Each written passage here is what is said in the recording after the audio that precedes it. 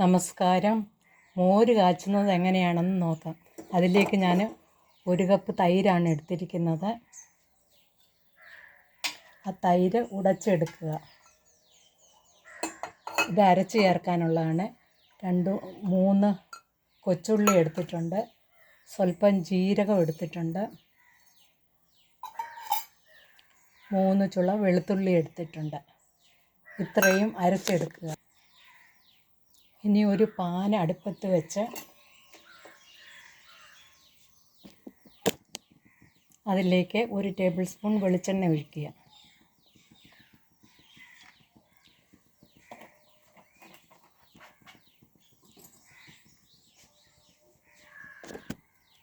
സ്വല്പം കടുക് ഇടുക. അത് പൊട്ടുമ്പോൾ അതിലേക്ക് 1 പച്ചമുളക് പൊളർന്നത് പൊട്ടാൻ സമ്മതിക്കുക.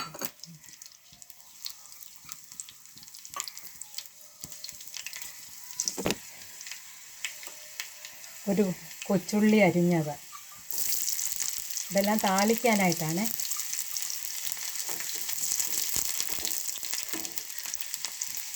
സ്വല്പം ഇഞ്ചി അരിഞ്ഞത്. ഒരു വറ്റൽമുളക്. 1 തണ്ട് കരിയാപ്പില.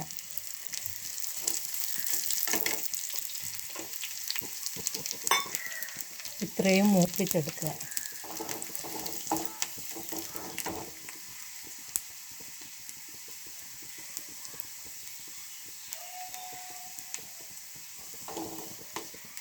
ഇത് ഞാൻ 1 കപ്പ് തൈരിന് വേണ്ടിയിട്ടുള്ളതാണ് എടുത്തേക്കുന്നത്.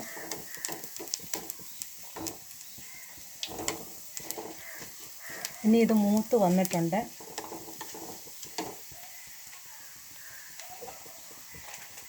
ഇതിലേക്ക് അരച്ച് വെച്ച ആ കൂട്ട് ഒഴിച്ച് കൊടുക്കുക.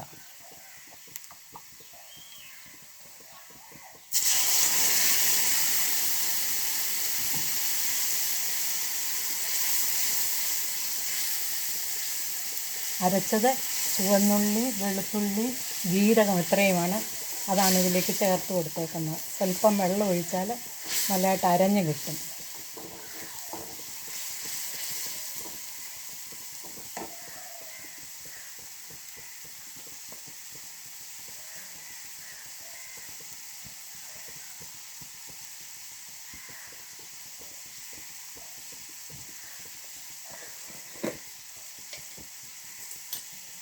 ഇതിലേക്ക് സ്വല്പം മഞ്ഞൾപ്പൊടി, അതായത് സ്വല്പം മതി. തൈര് കുറവായതുകൊണ്ടും മോരിന് കൂടുതൽ കളറ് വേണ്ടാത്തത് കൊണ്ടും സ്വല്പം മതി മഞ്ഞൾപ്പൊടി.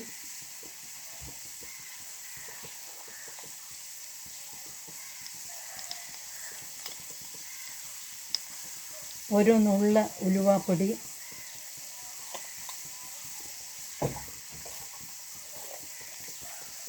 ഒരു നുള്ള് കായപ്പൊടി. അത്രയും ചേർക്കുക.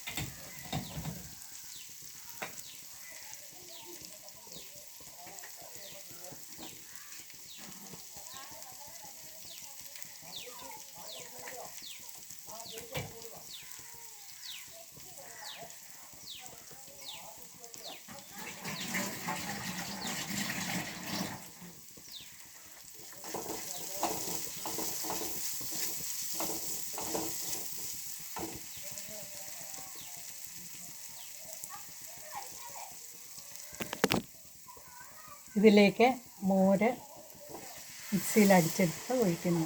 സ്വല്പം വെള്ളം കൂടി ഞാൻ ചേർത്തിട്ടുണ്ട്. ഇനി ആവശ്യത്തിന് വെള്ളം ചേർത്ത് ഇതിനെ കുറച്ചും കൂടി ലൂസാക്കാം. 1 കപ്പ് തൈരിന് ഒരു കപ്പ് നല്ല കുറുകിയ തൈരാണെങ്കിൽ ഒരു കപ്പ് വെള്ളം 1.5 കപ്പ് വെള്ളം ഒഴിച്ചാൽ ശരിയാകും.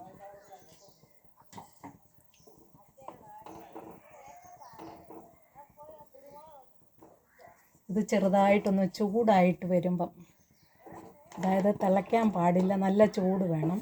അത്രയാകുമ്പോൾ ഇതിനെ ഓഫ് ചെയ്ത് ഇടയ്ക്ക് ഇളക്കിക്കൊണ്ട് ഇരിക്കുക, അല്ലെങ്കിൽ പിരിഞ്ഞു പോകാനുള്ള സാധ്യതയുണ്ട്.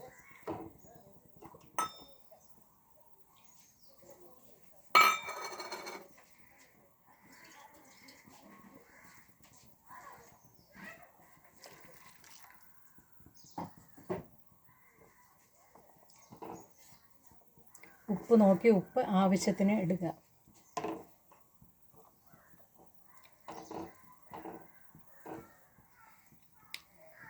സ്വല്പം കൂടി ഉപ്പ് വേണം, ഇച്ചിരി കൂടി ഇടട്ടെ.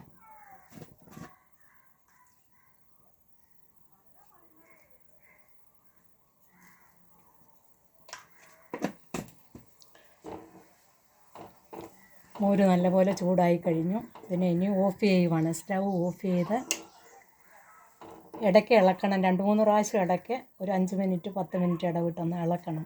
അത് അങ്ങനെ ഇരുന്ന് പോയാലും പിരിഞ്ഞു പോകാനുള്ള സാധ്യതയുണ്ട്.